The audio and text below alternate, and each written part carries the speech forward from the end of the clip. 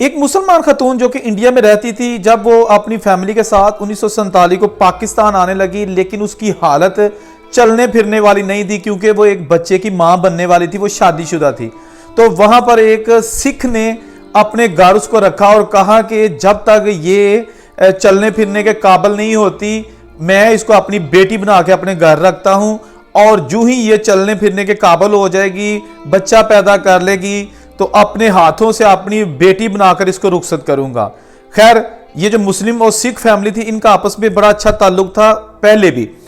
تو پھر کیا ہوا، وہ خاتون پاکستان انہوں نے بھیجی کہ نہ بھیجی، اور وہ بچہ جو پیدا ہوا وہ کون تھا، یہ ہم آپ کو جلدی اس چھوٹی سی ویڈیو میں پوری دردناک اور محبت بھری سٹوری سناتے ہیں، اس لیے ویڈیو کے ساتھ جڑے رہیے، اور جنہوں نے ابھی تک چینل نہیں سبسکرائب کیا وہ پلیز چینل سبسکرائب کر کے بیل کا بٹن ضرور دبا دیں۔ تو ویڈیو شروع کرتے ہیں۔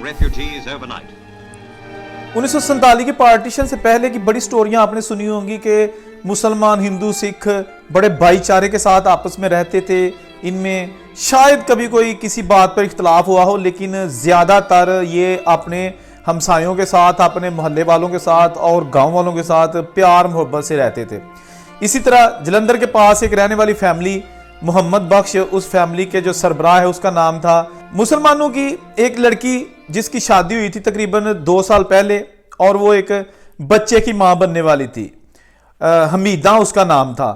تو یہ ساری فیملی جو ہے نا، انہوں نے سوچا کہ ہم اس سے پہلے کہ ہمارے گاؤں پر حملہ ہو جائے، تو قافلے ابھی پاکستان کی طرف جا رہے ہیں تو ہم بھی ان کے ساتھ نکل جائیں۔ لیکن وہ لڑکی کچھ بیمار رہتی تھی جس کا بچہ پیدا ہونے والا تھا، اور آف کورس وہ چلنے پھرنے کے اس طرح کے قابل بھی نہیں تھی، منزل بہت آسان بھی نہیں تھی، بہت مشکل تھی۔ تو وہ جو سکھ فیملی تھی نا، انہوں نے ان سے خود آ کر کہا کہ آپ کی بیٹی جو ہے نا وہ اس قابل نہیں ہے۔ ان کی خواتین آئیں، تو آپ ایسا ہے کہ اس کو چھوڑ جائیں، ہم کسی کو نہیں بتائیں گے، اور یہ جب اپنی زچگی سے فارغ ہو جائے گی تو ہم اس کو کسی طریقے سے کیمپ کے ذریعے یا جیسے بھی ہے ہم اس کو پاکستان بھجوا دیں گے۔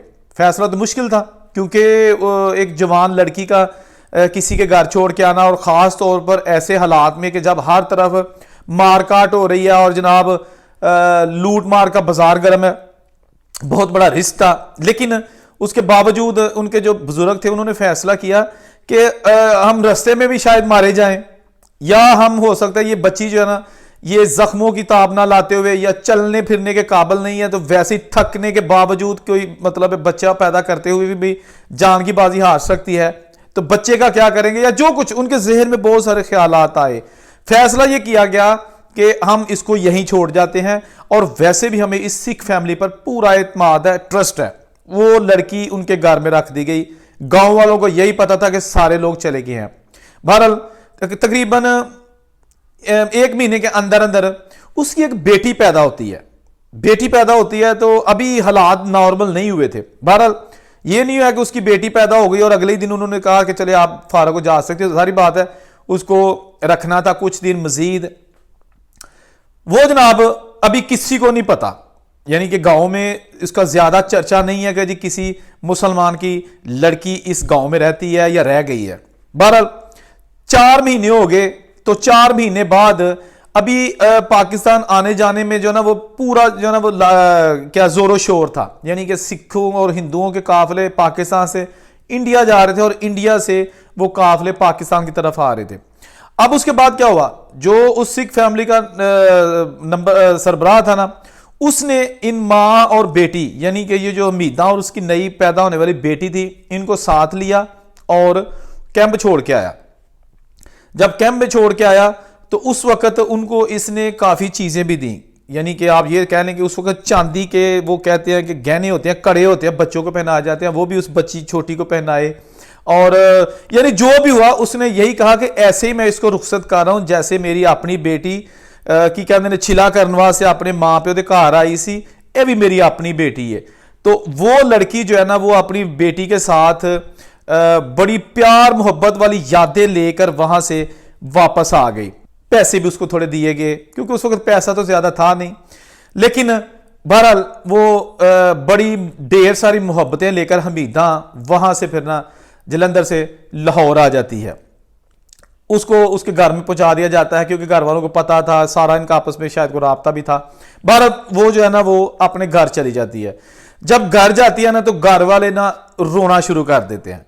اب حمیدہ کو ایک لمحے کے لیے ایسے ہی لگتا ہے کہ جیسے ان کو میرے آنے کی خوشی نہیں ہوئی, میری بچی پیدا ہوئی ہے شاید اس لیے ان کو آس ہوگی کہ بیٹا پیدا ہوتا یا جو بھی ہے. ایک منٹ کے لیے حمیدہ کے دل میں بہت سارے خیالات آئے, لیکن بعد میں اس کو بتایا گیا کہ جو قافلے میں ہم آ رہے تھے, آپ تو اسی گاؤں میں رہ گئی تھی, تو قافلے پہ حملہ ہو گیا تھا اور آپ کا جو ہسبینڈ تھا بشیر اس کو قتل کر دیا گیا تھا, اور اس کے ساتھ دوسرے فیملی ممبر بھی بہت سارے جو ہے نا وہ قتل کر دیے گئے تھے, جتھوں نے قتل کر دیا تھا. تمہاری ماں بھی اس دنیا میں نہیں رہی اور ایک چھوٹی بہن تھی وہ اغوا کر لی گئی ہے. بڑا ہی پریشانی بن گئی.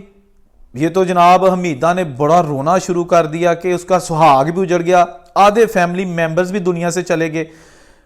اس کے بعد پھر نا کیا ہونا تھا, کچھ عرصہ بعد حمیدہ کی دوسری شادی کر دی گئی, اور پھر اس کے بعد بتایا گیا کہ وہ جو بیٹی تھی نا اس کو وہ نئی آنے والی جو اس کی ماں تھی نا, یعنی دوسری شادی جسے کی تھی, وہ اچھا نہیں جانتی تھی.